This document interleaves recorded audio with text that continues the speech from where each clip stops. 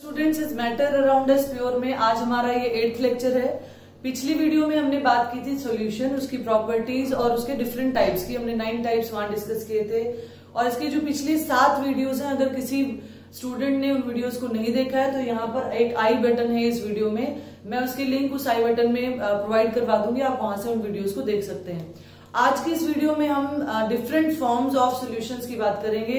ये different forms जो है ये हमें इनकी नॉलेज होनी चाहिए, क्योंकि हम बार बार केमिस्ट्री में जब भी सॉल्यूशंस की बात करेंगे तो ये टर्म्स बार बार रिपीट होती हैं और अगर इन टर्म्स के बारे में हमें ना पता हो तो काफी डिफिकल्टी हो जाती है। और इस वीडियो में हमने बात करनी है aqueous solution, non aqueous solution, saturated solution, unsaturated solution and super saturated solution.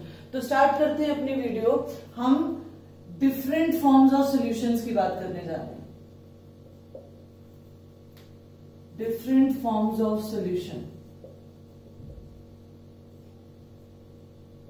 तो on the basis of type of solvent कि हमने solvent के तौर पे water को लिया है, other than water लिया है, उसके बेस पे दो तरह के solutions हो सकते हैं, aqueous solution and non-aqueous solution। बहुत बार हम ये टर्म्स यूज करते हैं। तो एक्वस और नॉन एक्वस सोल्यूशन में क्या फर्क होता है? एक्वस सोल्यूशन वो सोल्यूशन होता है, हम फर्स्ट सोल्यूशन की अगर हम बात करते हैं तो एक्वस सोल्यूशन का मतलब है the solution in which water act as a solvent, वो सॉल्यूशन जिसमें वाटर सॉल्वेंट के तौर पे हमने यूज किया है उसे हम कहेंगे एक्वस सॉल्यूशन, बिकॉज एक्वा का मतलब ही वाटर होता है। अगर एग्जांपल्स की हम यहां पर बात करें तो एग्जांपल में हमने सॉल्ट सॉल्यूशन ले लिया, सॉल्ट इन वाटर यानी सॉल्ट सॉल्यूशन जनरली हम इसको बोलते हैं। शुगर सॉल्यूशन यानी शुगर इन वाटर। तो इनमें क्या है, इनमें जो वाटर है ये कैसा एक्ट कर रहा है, ये सॉल्वेंट के तौर पे एक्ट कर रहा है, इसलिए ये सॉल्यूशंस कैसे कहलाएंगे, ये सॉल्यूशन कहलाएंगे aqueous solution. Non aqueous solution की अगर हम बात करें तो नॉन एक्वस सॉल्यूशन जो है, नॉन एक्वस सॉल्यूशंस क्या होते हैं, वो सॉल्यूशन जिसमें other than water act as solvent. तो ये क्या है, नॉन एक्वस सॉल्यूशन क्या है, the solution in which solvent is other than water।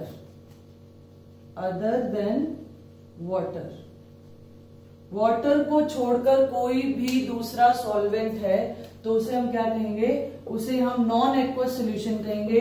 अब अगर हम एग्जांपल की बात करते हैं नॉन एक्वस सोल्यूशन की, तो जैसे आयोडीन जो है वो कार्बन टेट्राक्लोराइड में डिसॉल्व हो जाता है। Iodine in carbon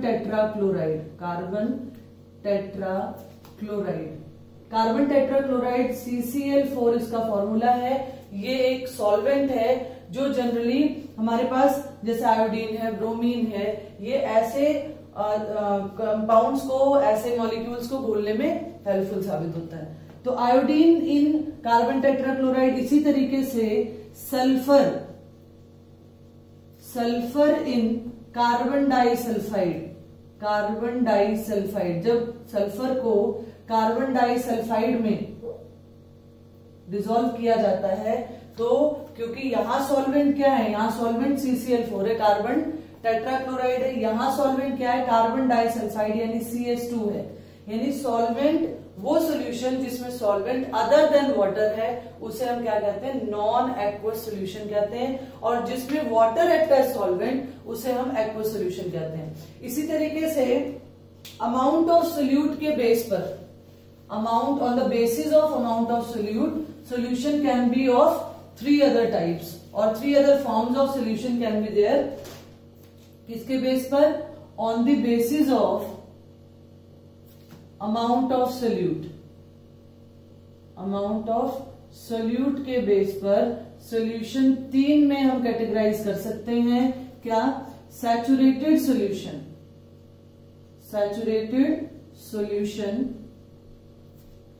unsaturated solution unsaturated solution and supersaturated solution. Supersaturated solution, ये तीन फॉर्म्स ऑफ सॉल्यूशन और बनते हैं जब हम अमाउंट ऑफ सॉल्यूट को डिफरेंट कर देते हैं. जैसे सैचुरेटेड सॉल्यूशन, सैचुरेट वर्ड का मतलब है जब मैक्सिमम अमाउंट प्रेजेंट हो, यानी वो solution the solution in which maximum amount of solute is dissolved at a given temperature, यानी no more amount of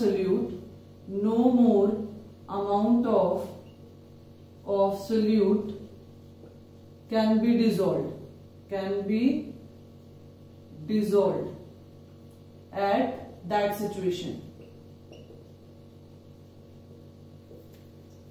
यानी जब मैक्सिमम किसी सॉल्यूशन में जितना सोल्यूट मैक्सिमम घुल सकता था उस गिवन टेम्परेचर पर, तो उस नॉर्मल टेम्परेचर पर, तो उस सॉल्यूशन को हम क्या बोलते हैं? उस सॉल्यूशन को हम बोलते हैं सैचुरेटेड सॉल्यूशन, यानी जिस सॉल्यूशन में मोर amount of solute can't be dissolved at that temperature. Unsaturated solution, अभी मैं एक एग्जांपल लेके आपको समझाऊंगी. अनसैचुरेटेड सॉल्यूशन की अगर हम बात करें तो अनसैचुरेटेड सॉल्यूशंस क्या होंगे? The solution in which more amount of solute can be dissolved at given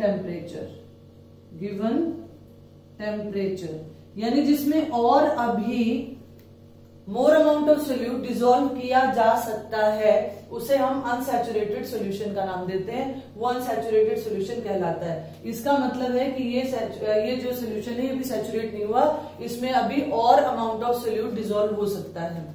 अब अगर बात करें हम सुपर सैचुरेटेड सॉल्यूशन की, तो सुपर सैचुरेटेड सॉल्यूशन नाम से कंफर्म हो रहा है सुपर सैचुरेटेड है, यानी इसमें जो अमाउंट ऑफ सोल्यूट होगा वो सैचुरेशन लेवल से ज्यादा होगा. यानी the solution in which more amount of solute is present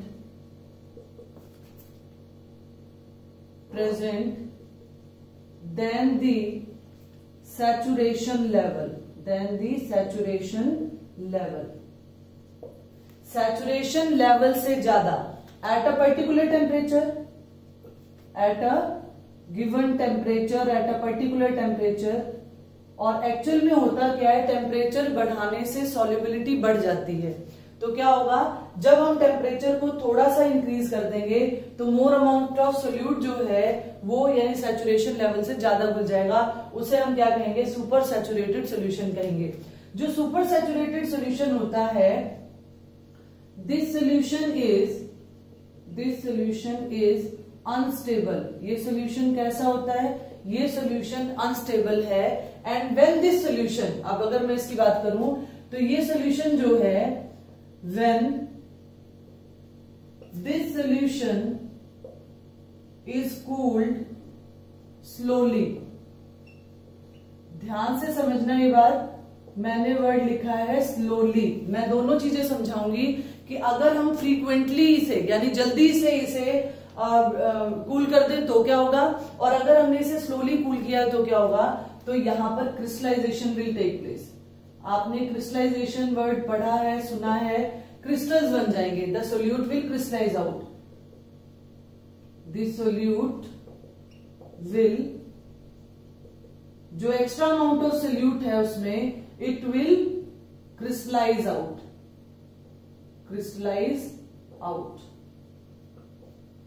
वो जो है वो क्रिस्टल्स में कन्वर्ट हो जाएगा. अब ये क्रिस्टल्स होते क्या हैं? क्रिस्टल्स क्या होते हैं? सॉलिड दो तरीके के होते हैं. जब हम फर्दर पढ़ेंगे तो सॉलिड जो है वो दो तरीके के हैं, crystalline solid and amorphous solid. तो क्रिस्टलाइन सॉलिड क्या होता है? मैं यहां बात करूं इसकी. तो क्रिस्टलाइन सॉलिड यहां पर क्या है, इसी को ही हम एक्सप्लेन कर रहे हैं अभी। क्रिस्टलाइन सॉलिड क्या होता है? क्रिस्टलाइन सॉलिड होता है जहां रेगुलर अरेंजमेंट होती है, regular arrangement of atoms, ions और द स्पीशीज, जो भी कंटेंट है। जब रेगुलर अरेंजमेंट होती है सॉलिड में तो उसे क्रिस्टलाइन सॉलिड कहते हैं। और अमॉर्फस सॉलिड क्या होता है? अमॉर्फस सॉलिड क्या होता है? इररेगुलर अरेंजमेंट है, irregular arrangement of atoms, ions, arrangement of atoms हैं, आयंस हैं, जो भी उसमें स्पीशीज हैं, उनकी जब रेगुलर अरेंजमेंट होती है तो हम उसे कहते हैं क्रिस्टलाइन सॉलिड, रेगुलर अरेंजमेंट पे। और इररेगुलर अरेंजमेंट पर हम क्या बोलते हैं? अमॉर्फस सॉलिड की बात करते हैं। तो दो तरह के सॉलिड होते हैं। मैं आपको समझा रही थी कि सुपर सैचुरेटेड सॉल्यूशन क्या होता है, जब सॉल्यूशन में मोर अमाउंट ऑफ सोल्यूट यानी सैचुरेशन से ज्यादा लेवल का सोल्यूट प्रेजेंट है तो उसे हम कहते हैं सुपर सैचुरेटेड सॉल्यूशन। और इसको अगर ये जो सुपर सैचुरेटेड सॉल्यूशन है, क्योंकि जब हम हीट करेंगे तब सुपर सैचुरेटेड सॉल्यूशन बनेगा, तो अगर इस सुपर सैचुरेटेड सॉल्यूशन को कूल कर दिया जाए स्लोली तो हमने क्या कहा कि उसमें क्या होगा, उसमें क्रिस्टल्स बनने शुरू हो जाएंगे। और अगर मैं इसे, ये जो हमारे पास सॉल्यूशन आया है, इसे मैं, जो हमारे पास सुपर सैचुरेटेड सॉल्यूशन है, इसे frequently, when the solution is cooled frequently, जल्दी उसे ठंडा कर दिया गया, तुरंत उसे बर्फ वाले पानी में, ठंडे पानी में उसको प्लेस कर दिया गया, तो फ्रीक्वेंटली जब इसे कूल किया जाता है तो अमॉर्फस सॉलिड बनता है। यानी बनेगा दोनों में ही सॉलिड, लेकिन होगा क्या, एक में तो रेगुलर अरेंजमेंट वाला जो उसकी पर्टिकुलर शेप है उस सॉलिड की वो बनेगी, लेकिन दूसरे में क्या होगा, वो जो शेप है वो इररेगुलर होगी, यानी उसकी जो पर्टिकुलर शेप थी वो उस शेप को क्या कर देगा, लूज कर देगा। अब ऐसा क्यों होता है? जब हमने उस सॉल्यूशन को स्लोली कूल किया तो जो पार्टिकल्स थे उनके पास इनफ टाइम था टू मेंटेन देयर शेप। एक पार्टिकल जो है दूसरे पार्टिकल के ऊपर स्टैक्ड होके उनकी जो पर्टिकुलर अरेंजमेंट थी उस अरेंजमेंट में आने में जो उन्हें टाइम लगना था वो उन्हें स्लोली जो कूलिंग की है उसमें टाइम पीरियड मिला। लेकिन जब हमने उसे फ्रीक्वेंटली कूल कर दिया तो जो पार्टिकल जहां पर पड़ा हुआ है, यहां पड़ा है, यहां पड़ा है, यहां पड़ा है, वो रेगुलर अरेंज नहीं हो पाए, इरेगुलर ज्योमेट्री उनकी बन गई, जिसे हम क्या कहेंगे, हम इसे कहेंगे अमॉर्फस सॉलिड। तो ये चीज आपको ध्यान रखनी है कि अगर हम सॉल्यूशन को फ्रीक्वेंटली कूल करते हैं तो अमॉर्फस बनता है, और अगर स्लोली कूल करते हैं तो क्रिस्टलाइजेशन होती है, और जो एक्स्ट्रा अमाउंट ऑफ सोल्यूट है it will get crystallise out, यानी क्रिस्टलाइजेशन हो जाएगी, उसकी क्रिस्टल्स की फॉर्म में आ जाएंगे। और क्रिस्टल्स जो हैं वो हमारे कैसे, रेगुलर अरेंजमेंट सॉलिड हैं, यानी उनकी पर्टिकुलर शेप होती है, उनकी पर्टिकुलर ज्योमेट्री होती है। अब यहां मैं एग्जांपल लेके अगर आपको समझाऊं तो मान लीजिए मेरे पास, मुझे कंफ्यूजन है कि सैचुरेटेड, सुपर सैचुरेटेड और अनसैचुरेटेड सॉल्यूशंस क्या हैं, तो यहां मैं एक एग्जांपल लेके आपको बताती हूँ कि मान लीजिए मेरे पास 1 ग्लास ऑफ वाटर है, 1 ग्लास पानी है, और उसमें मैक्सिमम मैंने उसमें शुगर डिसॉल्व करनी शुरू की। मैंने 1 स्पून शुगर लिया, 1 चम्मच घुल गया, 2 चम्मच चीनी घुल गई और घुल गया, 5 चम्मच तक चीनी, मैं सिर्फ मान के चल रही हूँ, जरूरी नहीं कि 1 ग्लास पानी में 5 चम्मच चीनी घुले। मान लीजिए 5 चम्मच चीनी घुलने के बाद अब जो नेक्स्ट अमाउंट ऑफ सोल्यूट है, यानी जो चीनी है, जो शुगर है, वो उसमें डिसॉल्व नहीं कर पा रही है। तो इसका मतलब उस पर्टिकुलर टेम्परेचर पे, उस गिवन टेम्परेचर पर अब और अमाउंट सोल्यूट की नहीं डिसॉल्व हो सकती, no more amount of solute can be dissolve. तो हम उसको क्या कहेंगे, उसे हम कहेंगे कि ये सोल्यूशन जो है वो हमारा सैचुरेटेड सोल्यूशन बन गया है। क्लियर?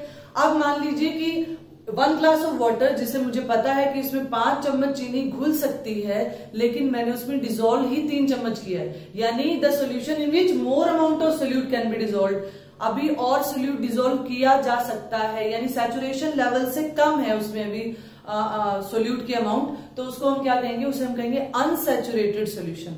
अब मेरे पास सैचुरेटेड सॉल्यूशन है, यानी मेरे पास क्या है, मेरे पास ऑलरेडी ये जो सैचुरेटेड सॉल्यूशन था जिसमें 1 ग्लास ऑफ वाटर में 5 स्पून ऑफ शुगर देकर डिसॉल्व हो गया।